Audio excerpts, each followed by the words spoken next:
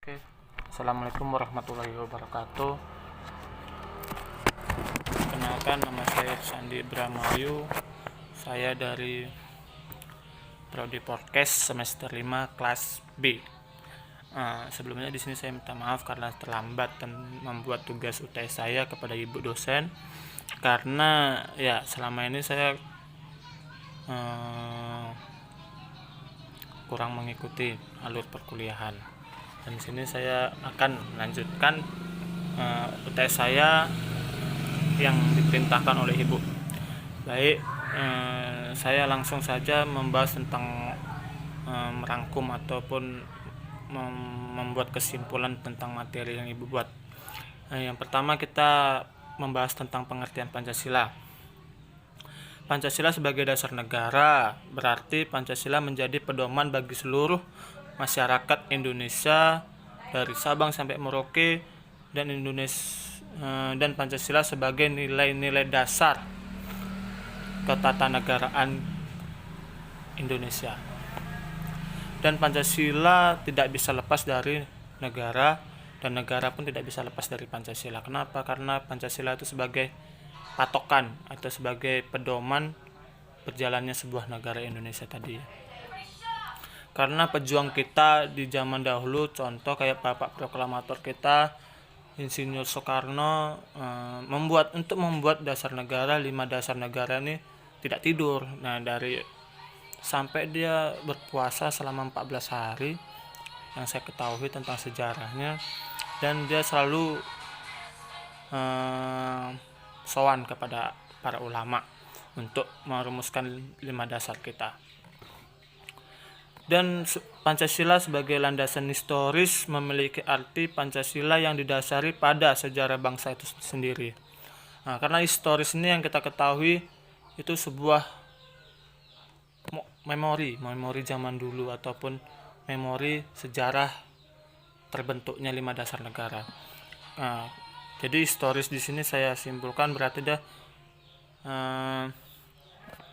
sebagai sejarah berjalannya bangsa itu sendiri, yang berarti Pancasila itu terbentuk dia dari sebuah perjuangan bangsa itu sendiri. Oke, landasan kultural Pancasila didasari pada nilai budaya. Kultural ini berarti diambil dari nilai budaya bangsa. Yang kita ketahui, yang sama-sama kita ketahui, Indonesia beragam budaya, dari budaya Jawa, budaya segala macam, kuda lumping, itulah banyak, kita tidak bisa menghitungnya.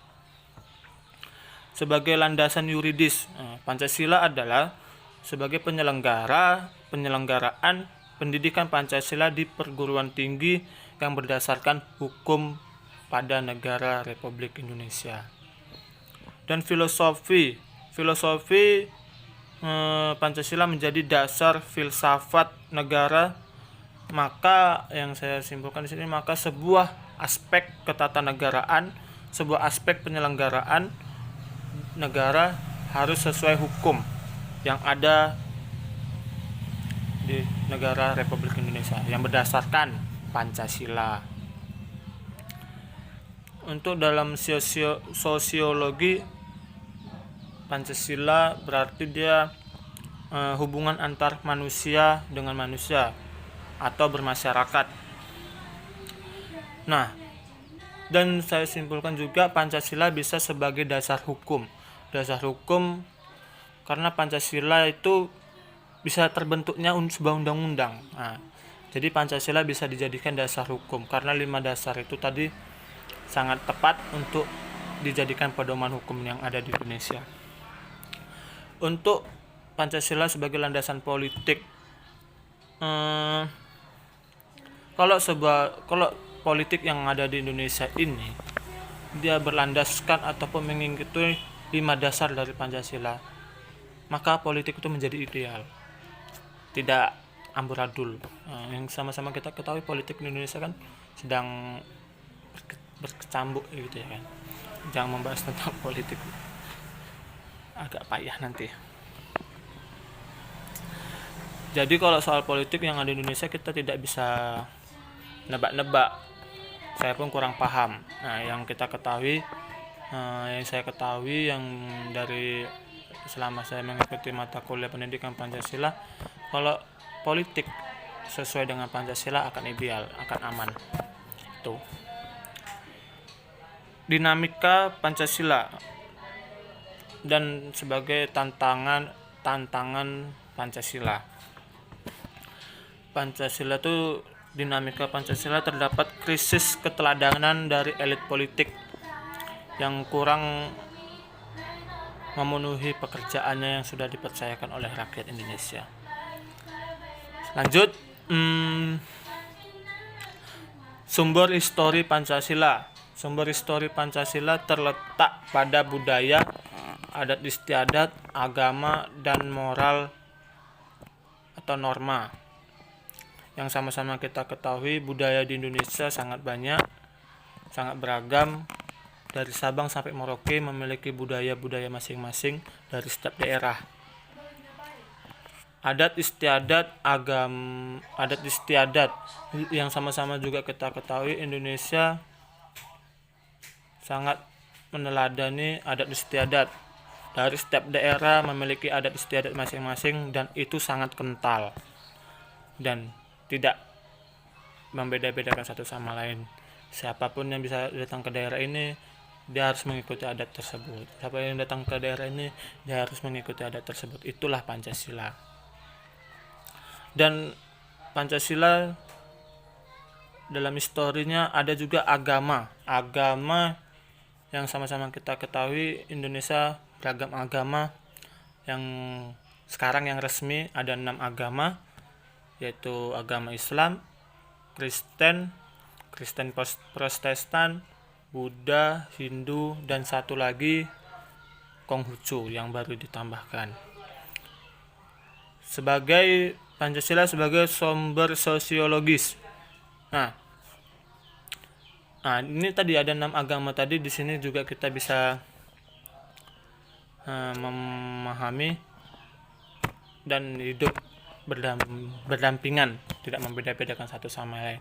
Inilah dari landasan Pancasila. 6 agama tersebut bisa hidup dengan damai, tentram, tanpa ada perbedaan satu sama lain. Dan Pancasila sebagai sosiologis tadi dari agama, sekarang lanjut ke gotong royong. Gotong royong ini kita bersifat turun-temurun dari setiap daerah, perdesaan, dan kabupaten. Itu yang sama-sama kita ketahui, masyarakatnya sangat suka bergotong royong karena itulah bawaan dari nenek moyang kita dari zaman-zaman dahulu. Toleransi di sini seperti toleransi beragama. Tidak ada paksaan mau ke agama ini, kita harus tunduk ke agama ini, karena Indonesia sudah memiliki 6 agama resmi. Jadi dan kita tidak dipaksakan untuk mengikuti agama ini. Terserah hati kita sendiri mau ikut kemana. Itulah toleransi. Dan Pancasila sebagai sumber politis. Nah, yang sudah kita ketahui di sini terdapat pada sila keempat yang berbunyi tentang kerakyatan yang dipimpin oleh hikmat kebijaksanaan dalam permusyawaratan dan perwakilan.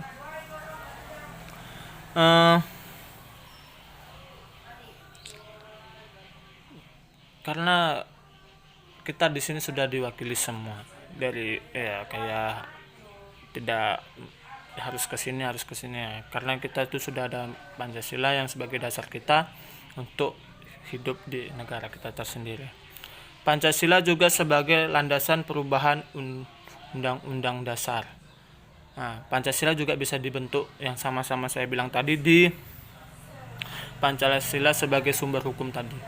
Karena dengan Pancasila pun kita bisa membentuk undang-undang pemerintahan kita itu. Makanya itu Pancasila ini multifungsi dia. Dan urgensi membangun dinamika dan tantangan pada Pancasila. Konsep Pancasila sebagai konsep ideologi merupakan jati diri bangsa. Pancasila adalah sekarang tuh yang kita ketahui adalah ideologi negara. itu sudah valid dan tidak bisa diganggu gugat lagi. Mungkin itu saja video saya. Kurang lebihnya saya mohon maaf. Sekali lagi kepada ibu dosen saya mohon maaf apabila ada keterlambatan mengirim. Saya akhiri, wallahu muwaffiq ila aqwamit thoriq. Assalamualaikum warahmatullahi wabarakatuh.